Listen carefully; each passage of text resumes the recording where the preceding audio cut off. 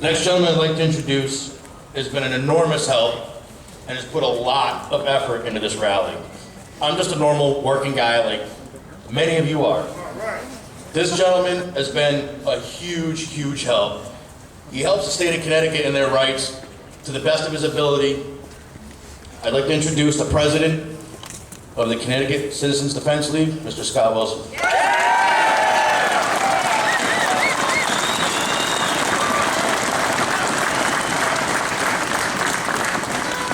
Wow. I think the people that are here today are here to make a statement about not turning over their guns and not turning over their Second Amendment rights without a fight. We will not go quietly into the night. We are here. And I really hope for a good turnout today, and we got it, and we need it. And as Bob Cook stated earlier, we are going to need a lot of people at hearings. And somebody here has a list, I think, of one of the first panel hearings that are open to the public. They're going to be posted soon. Somebody here has that list. I'm sure they're going to read down them at some point, Dave maybe, or somebody else. These are not hearings that are specific to certain bills that they're trying to ramrod through right now. Just the other day, they made a claim that they were going to try to do what they did in New York, which was emergency certify some of the bills, which would basically they would bypass the committee process, bypass the public hearing process, and go straight to the floor. Who wants that?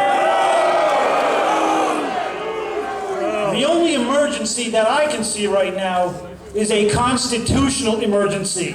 Our rights are being eroded, and we will not stand for it. Yeah. I want to thank Dave we met.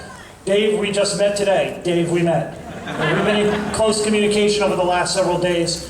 And, you know, I stated on our alert that we sent out the other day that Dave has become a Second Amendment hero in a very short order. This is as he said. So let's give him a hand. Dave, we met.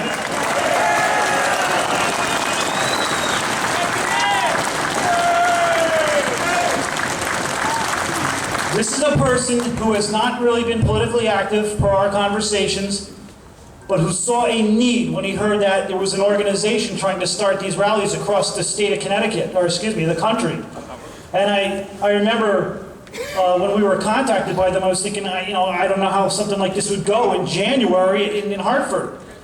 And I was talking to John Beidler the other day, with the Oath Keepers, and he's also our treasurer too for the Connecticut Citizens Defense League. I said, John, it's going to be cold out there.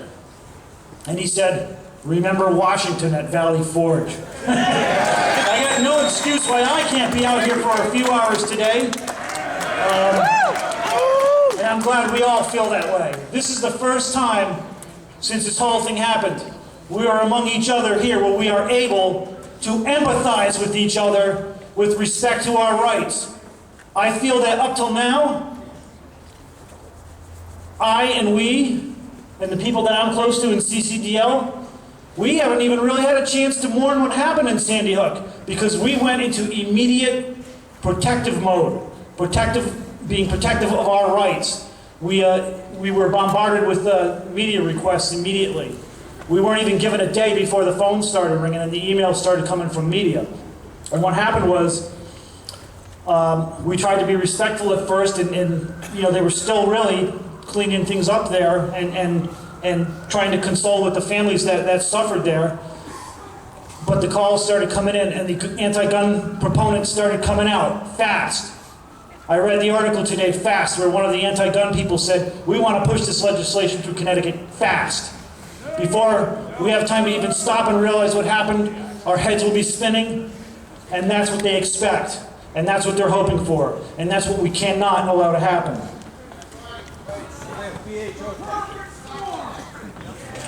So we've been able to, our organization, some of you know who we are. We started 4 years ago. We're just coming up, February 16th will be the 4-year anniversary of our organization with myself and the other founders met.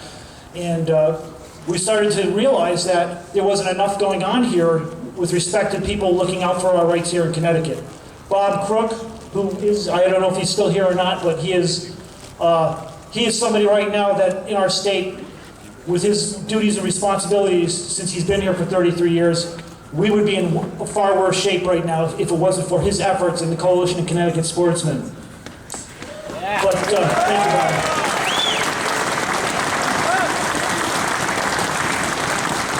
I want to just say that one can only do so much. One person and his organization can only do so much. I know that Bob had been crying for years for help, like, you know, probably a lot of you joined the NRA and started paying my yearly dues and thought I was all set, and that, you know, I know I've said this before in another speech, but really, the apathy and the complacency rests in the past on myself. I can only do today what I can do today. I will not go back to where I came from, which was sitting on the couch and being upset with the things that happened while I sat there expecting other people to do things, to do my bidding for me. And we all have an opportunity today. Can you imagine if this crowd showed up for one of these gun control hearings over there? Can you imagine it?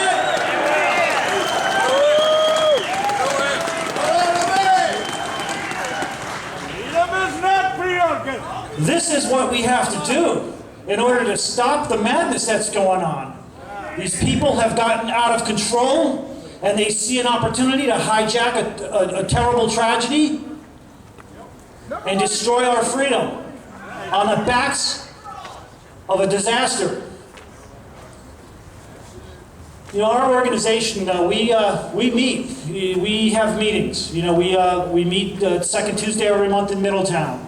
Our last meeting happened, was our first one since the Sandy Hook disaster, and we had a larger than normal crowd, as you can imagine.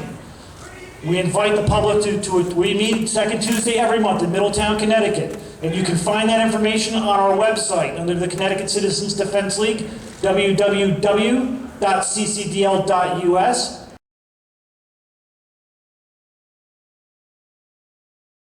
For people to see the current bills and the legislative proposals, so that way people can be informed of what's going on. We encourage all our members to show up, to be active in contacting their legislators, in communicating with their legislators, both on the phone and in writing. We cannot rely on somebody, you know how they say don't lie for the other guy in the gun shops on the posters?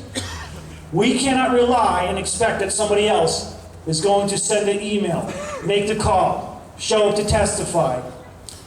I'd like to state to everybody that I work a full-time job. This is a volunteer grassroots rights organization. I save some of my days off every year to make sure I am over at the Capitol. Since we started testifying in Hartford, we have had influence on an enormous turnaround with the people that show up there to testify. They show up and they greet us in the cafeteria beforehand. We meet each other. Sometimes we meet people that are members for our very first time over there. We greet them. We go talk to our legislators for our districts. We sign up to testify, and we make sure that our voices are heard. There's some other things that our organizations also do too, and there's a gentleman here who's he's handling our pistol permit and legislative affairs. His name is Jonathan Hardy. Wave to the crowd, Jonathan. He's going to be speaking shortly. We will help people, and Jonathan will help people navigate the pistol permit process if they're having issues in their towns. That's one of the other things that we do, is we try to work with the towns and try to iron out some of the difficulties people are having getting their permits, the delays in the waiting periods. We've also been able to tackle some of the ordinances and help some of the residents of their towns tackle some of the ordinances. Most recently, we have Bob Ferguson from Weston, Connecticut, who was having a big problem there. They wanted to impose all kinds of gun legislation. We were able to tackle the concealed carry ordinances that banned concealed carry in New London and New Britain this year, or this past year. Those are worked out now. But now, thank you. Right now we have a bigger fight on our hands. I was going to say that we have dark days ahead of us in Connecticut, but that remains to be seen. It's all a matter of what we do. The legislators are trying to shut the gun rights organizations and the gun rights activists out of the argument up here. They said they wanted to have a national conversation. Then they say they want to have a conversation here. I have contacted the governor, the governor's office. I have contacted legislators, and so far, nobody has returned my call.